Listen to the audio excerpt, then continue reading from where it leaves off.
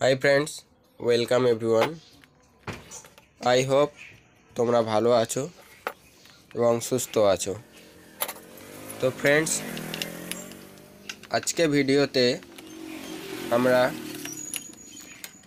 এই যে ডিজাইনটা দেখতে পাচ্ছেন, এই ডিজাইনটা রাউটার মাধ্যমে কাটবো এবং নেক্সট আমরা মর্নিং মেশিন দিয়ে এটাকে ভালো করে পালিশ করব, তারপরে ফেরও একটু হাতে কারুকার্য করব। তো 3 রকম পদ্ধতিতে আমরা কাটবো। তো ডিজাইনটা আই হোপ তোমাদের খুব ভালো লাগবে। প্লিজ ভিডিওটা লাস্ট পর্যন্ত দেখুন। যারা নতুন আছেন, আই হোপ তোমাদের ভিডিওটা দেখে তোমরা কিছু শিখতে পারবে,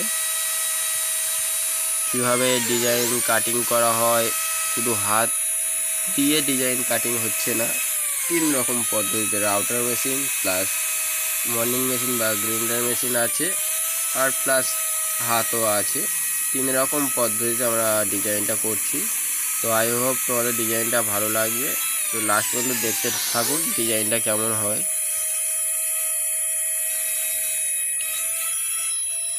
দেখুন,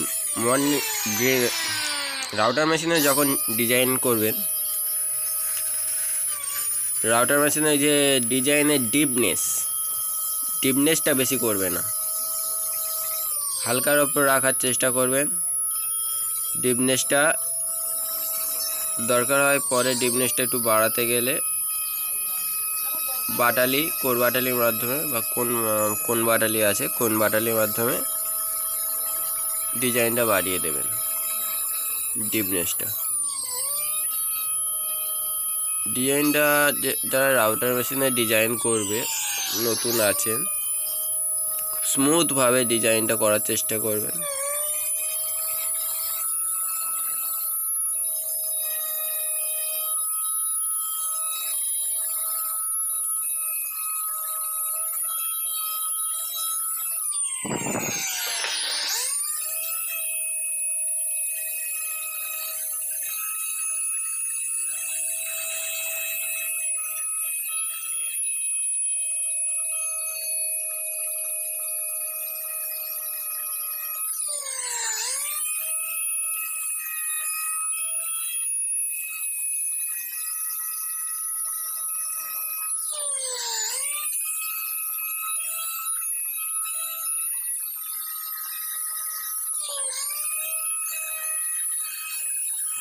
রাউটার মেশিনে ডিজাইন করতে অনেকটা টাইম লাগুক, বাট ডিজাইনটা একটু ধরে ধরে করার চেষ্টা করবেন।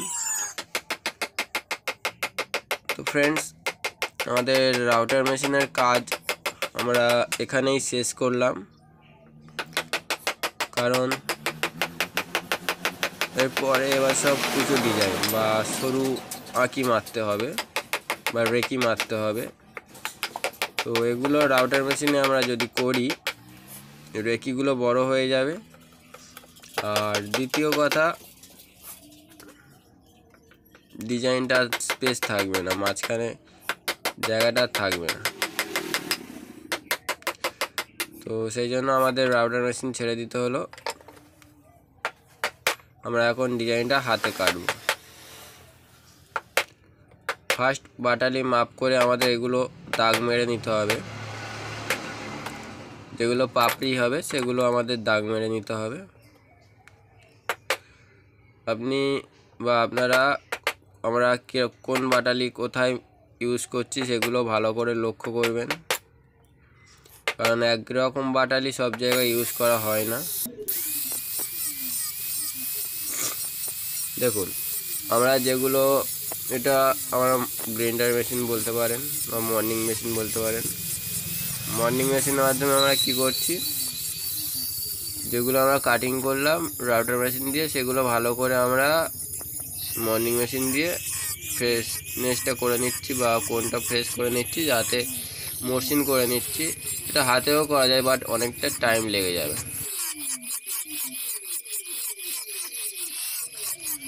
তো ফ্রেন্ডস, আমাদের গ্রাইন্ডার বা গ্রাইন্ডিং মেশিন দিয়ে যতটা আমরা পারবো ডিজাইনগুলো মসৃণ করে নেওয়ার চেষ্টা করব, এবং যেগুলো পারবো না সেগুলো হচ্ছে হাতে আমরা ডিজাইনটা ঠিকঠাক করে নেব।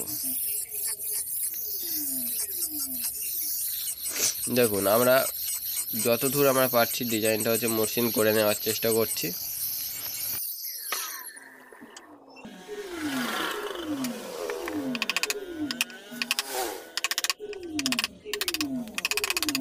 পাপড়িগুলো কাটার সময় একটু দেখে কাটবেন, কীরকমভাবে বাটালিগুলো ইউজ করছে একটু ভালো করে লক্ষ্য করবেন।